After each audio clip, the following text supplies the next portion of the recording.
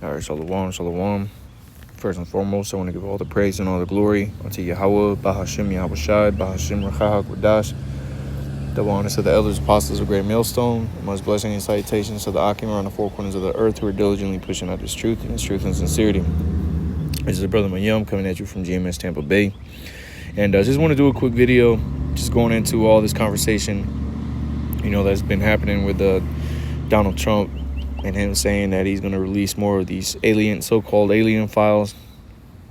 And for those of you that don't know, these so-called alien files or so-called aliens are not creatures of some other distant world. The so-called UFOs that you see, in the air, that fly around from time to time and that are captured on video, those are actually the chariots of the Lord. And what is actually in those chariots are angels, okay?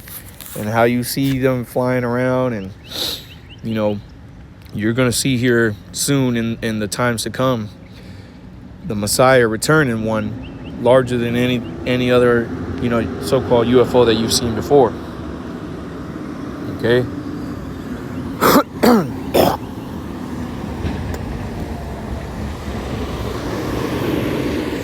This truck pass. Just outside out here. Wee hours of the morning. Little trucks coming and going. But this is one of the lies that Esau Edom has pushed around the earth, is that so-called UFOs are creatures of some other distant world, and it's not. It's just not true. And when you read the scriptures, you see that what's talked about is things flying in the air. Okay, and matter of fact, let's get this in Acts chapter 11. The Lord, after he was resurrected and spent time with his disciples, when it came down to him for him to go back, all right, he was received by something that was in the sky. Okay, and this is Acts chapter 1.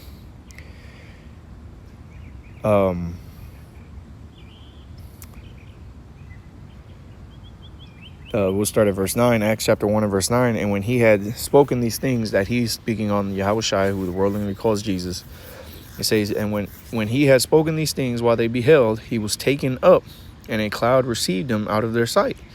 And while they looked steadfastly towards heaven, and just imagine this, you're here sitting down talking to somebody, speaking with the Messiah, and out of in the midst of him speaking, he gets taken up.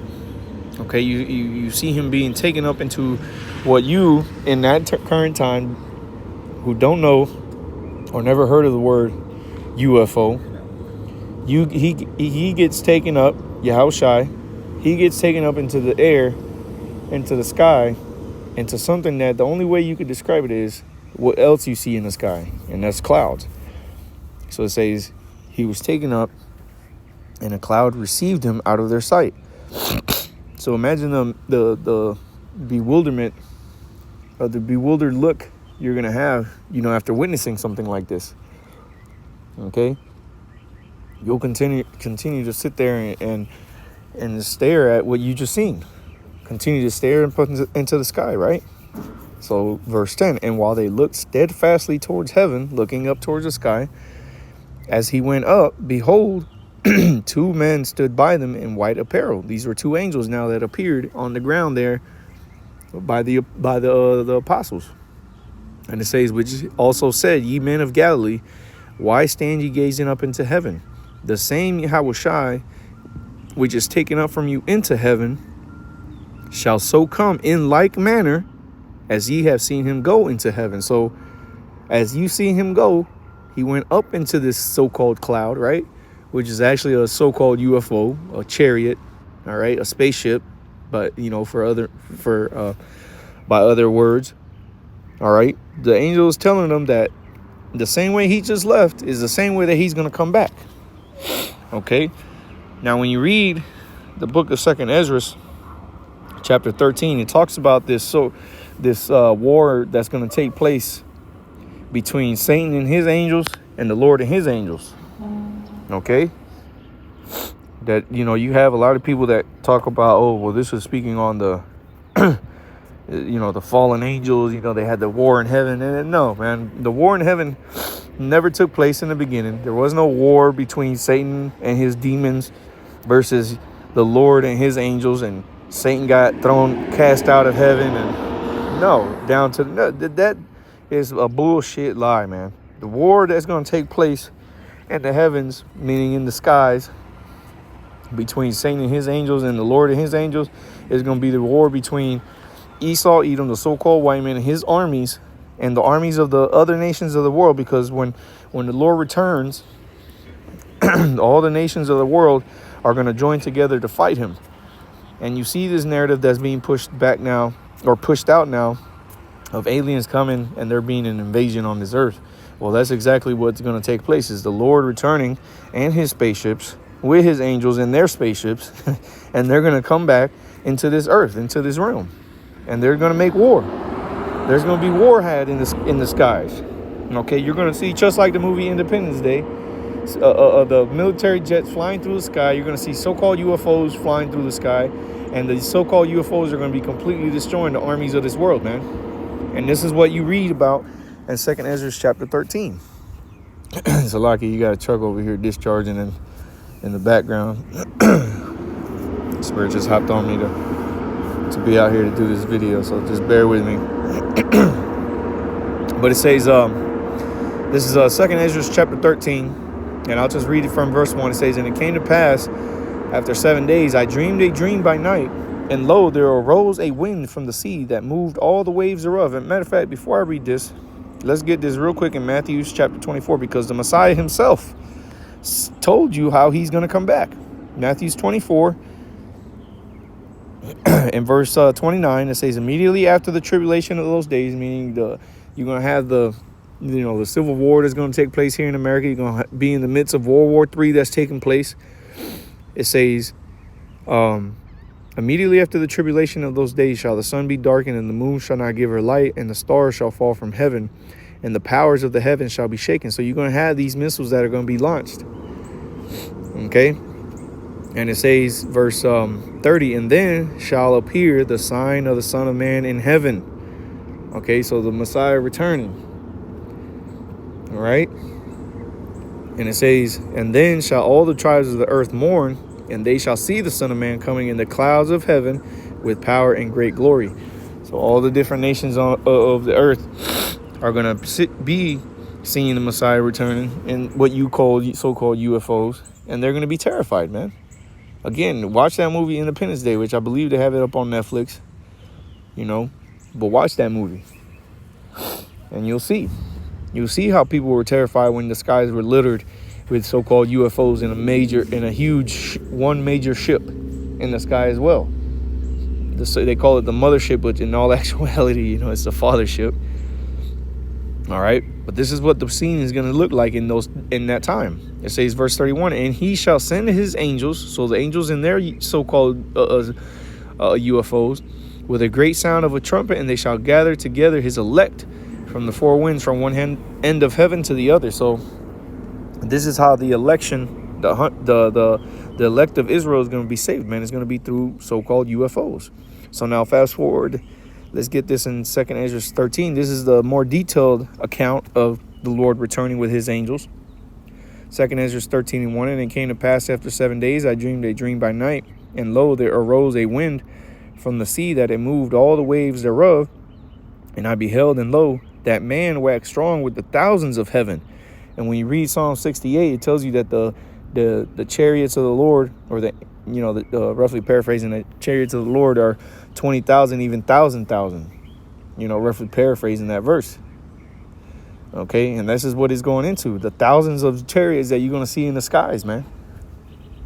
It says, and it says that, lo, that man, speaking on Yahushua, who the world literally calls Jesus, "that man waxed strong with the thousands of heaven, and when he turned his countenance to look, all the things trembled that were seen under him." So this is that same as that verse that said in Matthew 24, "All the tribes of the earth shall mourn." Okay? And it says, verse 4, "And whensoever It says, and whensoever the voice went out of his mouth, all they burnt that heard his voice, like as the earth faileth when it feeleth the fire. Right, man. And that's going to be these laser beams that are going to be coming out of these chariots, man. And this is why Esau Edom has tried to recreate his own technology of these laser beams, because he understands that this is going to be the only way that he can even try to contend with these chariots, because his missiles ain't going to be shit. Throughout the years, the so-called UFOs have shown that they can disable missiles and activate missiles from just flying by.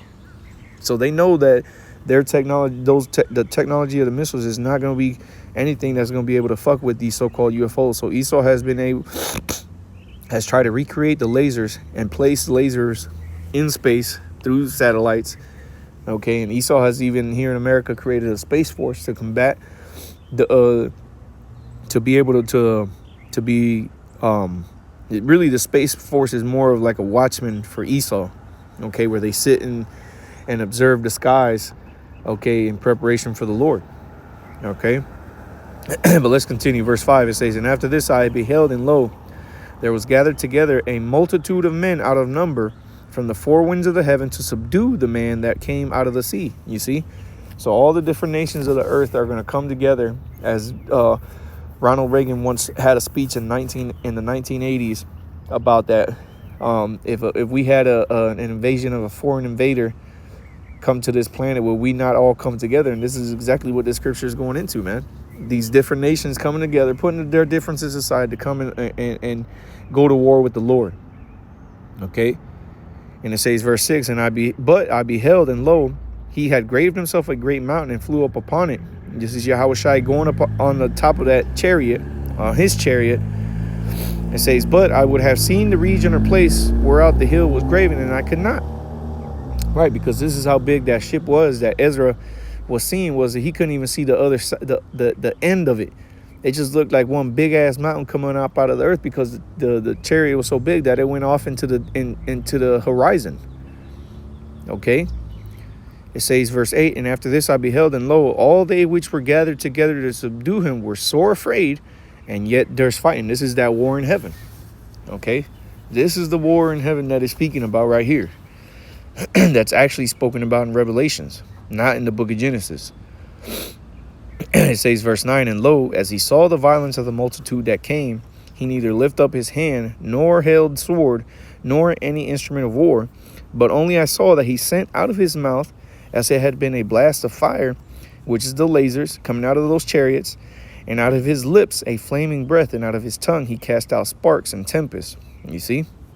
It says, verse 11, and they were all mixed together, the blast of the fire, the flaming breath, and the great tempest, and fell with violence upon the multitude. So just imagine that movie, World of Wars, with Tom Cruise, the War of Worlds, where, you know, you had those chariots and they had their laser beams and people were just getting zapped, right?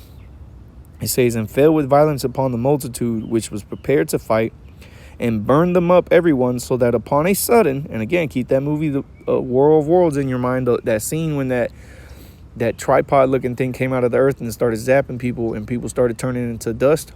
Keep that scene in mind. It says, which and burned them up everyone, so that upon a sudden of an innumerable multitude, so out of this whole group of people that you couldn't, it was so big of a group of people that you couldn't even count them, nothing was to be perceived but only dust and smell of smoke. When I saw this, I was afraid. And this is scriptural, man. This is what Ezra saw in a vision, man. The Lord revealing to him what would be taking place when his son Yahushua would return. So what you saw in that movie, World of Worlds, with Tom Cruise, when people were getting zapped into the dust and all that was left was was their clothes. This is what Ezra was seeing in his vision. Okay. It says, verse 12, afterward, saw I the same man come down from the mountain and call unto him an other peaceable multitude. And this is the angels going out and gathering up the elect. Okay. The elect that are going to be delivered and taken up into the chariots. Okay. So that's what this is in true actuality, the information that they're going to be trying to come out with, these alien files that are going to come out. It's really not going to come out with any information, man. They're going to come out with some bullshit to make you believe some nonsense that these so-called UFOs are ran by so-called creatures of another world, and that's just not true, man. All right, so hey, Lord's will, this was edifying. I want to give all the praise and all the glory unto Yahweh, Bahashem, Yahweh Shai, Bahashem, Rakah HaKodash. Double honors to the elders, apostles of Great Millstone, and much blessing and salutations to the Akim around the four corners of the earth who are diligently pushing out this truth and this truth and sincerity. With that, I say Shalom.